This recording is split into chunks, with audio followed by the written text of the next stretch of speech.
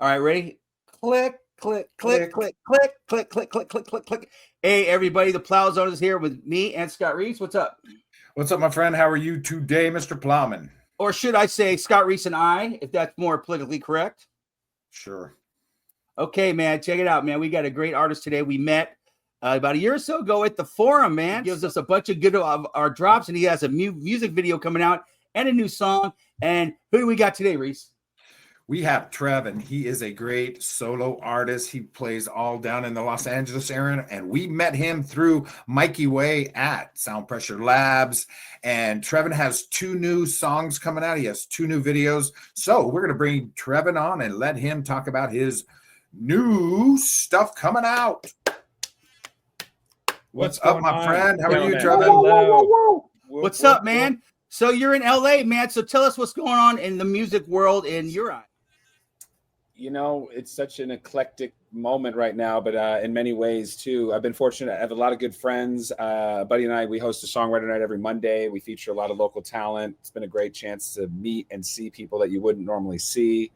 But otherwise, just been gigging. This summer was really great for me. I opened up for DJ Quick at Warner Center Park. They do their summer concerts in the park thing. That was a big moment too, because that was a stage I had dreamed of playing on probably since I was like 15, and to finally have it happen.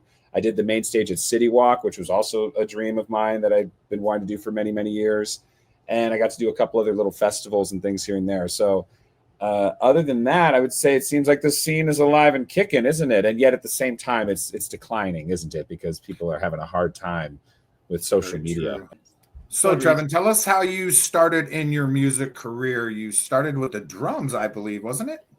Yes. Well, the cool thing is I was actually born to one of my dad's songs playing in the delivery room. So my dad is a musician. He was in bands long before I was ever born.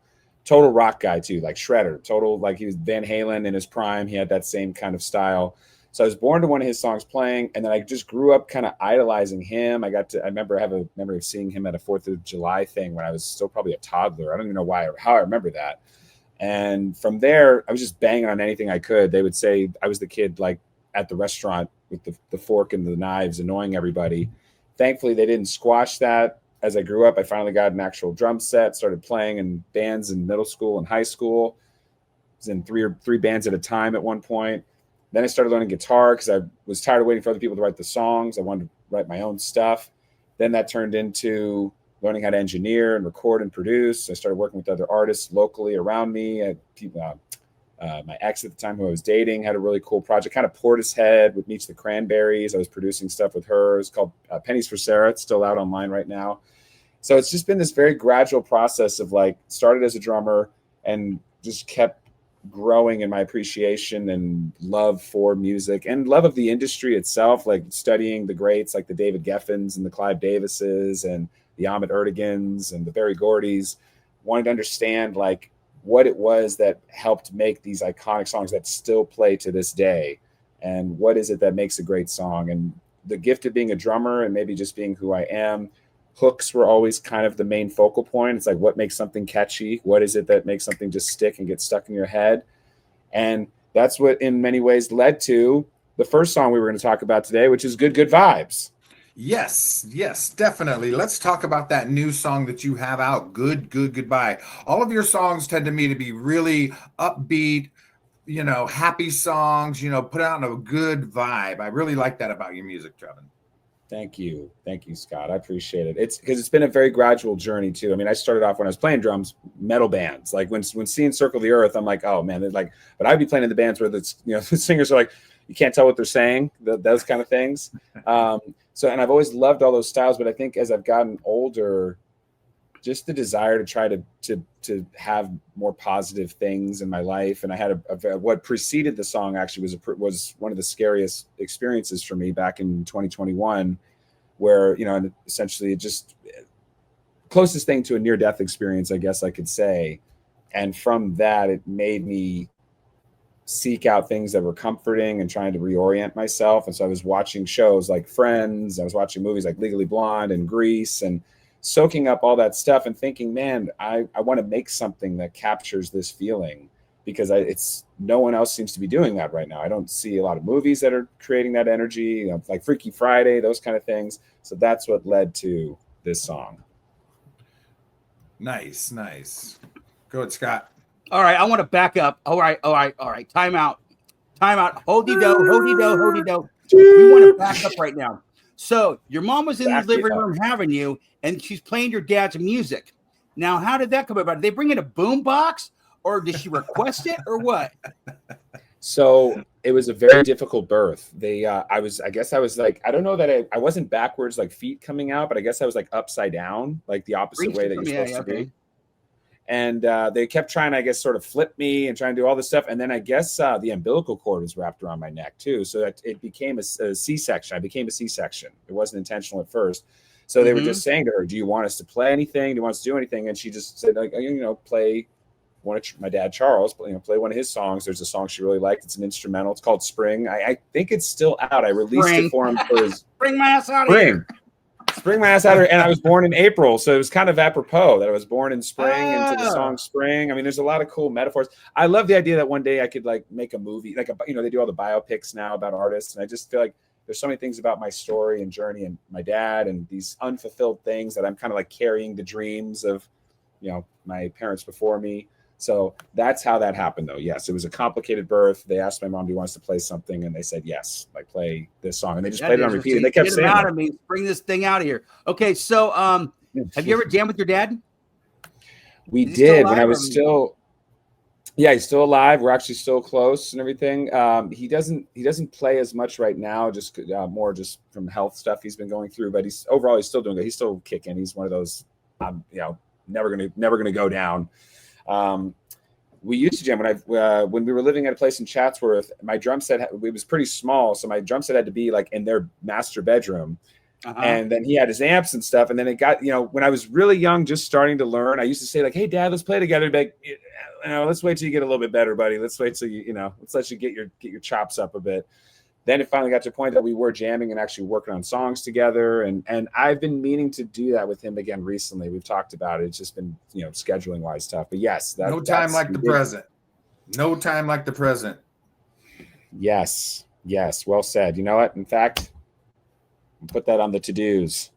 There you go. Put that on the to-do list. So, man, how vast is your impersonations? How vast? But then, of course, sometimes if I got to come in with Tony Robbins and say, like, when I started my first business, I came in and I told people, listen, the first thing you got to do is you got to start yelling at people. It's critical. You just yell at them, just because that's how people will take you seriously. And that's how you can change people's lives for the better.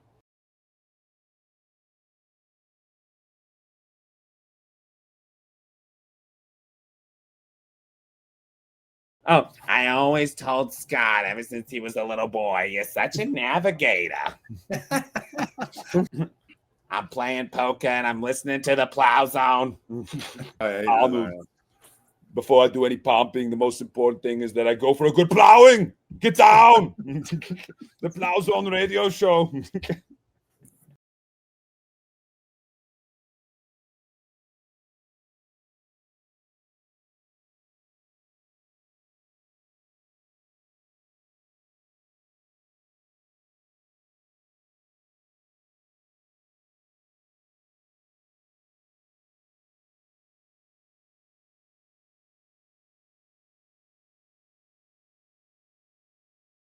And that was Good Vibes on the Plow Zone video show on Roku TV. TREVAN, kick-ass song. Really love that song.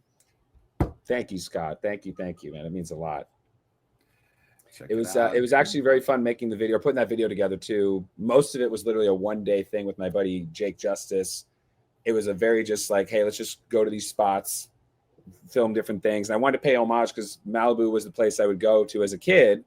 Growing up, that was the spot to go with the family, and Malibu seafood and some of these different spaces where we were. There's some shots of a cafe out there that I worked at as a barista when I was living in Malibu back in the day called Café de la Plage. And then, of course, lots of clips of my family as well, because that so much of that is rooted in, I grew up very blessed, pool parties, barbecues with them. That was such a huge part of my childhood. So the song is, one of the lyrics is, Uncle Jay straight grilling, and there's a shot of my Uncle John, because anytime we had the barbecues and stuff, he'd be the grill master working it, and he was the so grill. We never went hungry.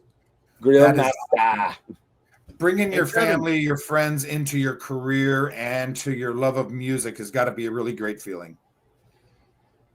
It is, especially because growing up, it's like my Aunt Kim would always be playing, like, you know, I remember hearing Zombie for the first time. I don't know how young I was, but, you know, Zombie from the Cranberries. I remember that playing in the back, you know, a lot of Morissette, so many like 90s classics, 2000s classics were always, I heard them at these family gatherings. Macy Gray, who I got to work with and write some songs with, I grew up because they played her first album all the time at like every family gathering. So it was a very cool serendipity to have that. So they were such a critical part of my introduction to and my experience of music. So it was very meaningful to get to pay homage to them in this video in that way.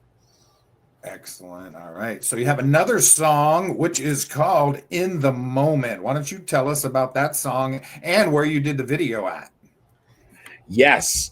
So this song was actually born with my dear friend Megan Wren. We dated last year and we did some music together as well. But she would always go on hikes and invited me. And we went on a hike with our other buddy Max Mars, who's a great drummer and producer as well.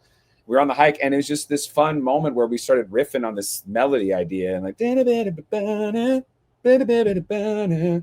it turned into "Gotta Live in the Moment." I think Megan might have been the one who actually like came up with that lyric or that idea. And then there was an opportunity for a songwriting contest through a friend of ours in the UK, but it had to be about like the planet or about, you know, the world or something.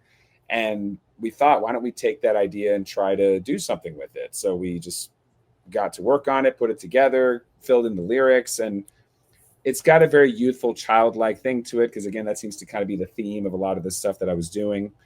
And so we finished up the song, we did that, and then I shared it with a videographer buddy of mine, and his daughter Ella like kept saying like that was her favorite song, and Woody and his girlfriend Allie were both just like, oh my god, we're singing In the Moment all the time.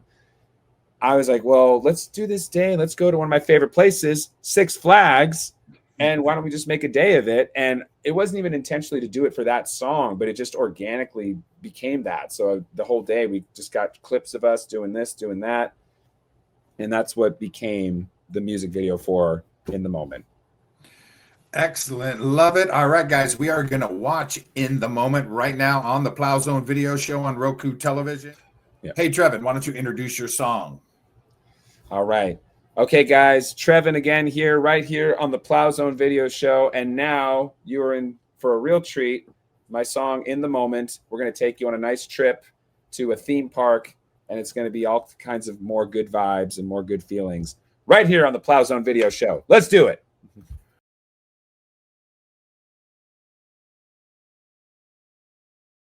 All right, that was TREVAN with his new song, In the Moment. TREVAN, thank you very much. I love that song. I want everyone to go check out TREVANmusic.com. Check out TREVAN, like Cher, like Bono. It's TREVAN, TREVAN. TREVAN, thank you for coming on the Plow Zone video show on Otel Music on Roku television. Thank you so much, Scott. Thank you, Plow. Thank you guys so much. Thank you to the Plow Zone video show. And thank you to everyone tuning in. Don't forget to get your daily dose of the Plow Zone.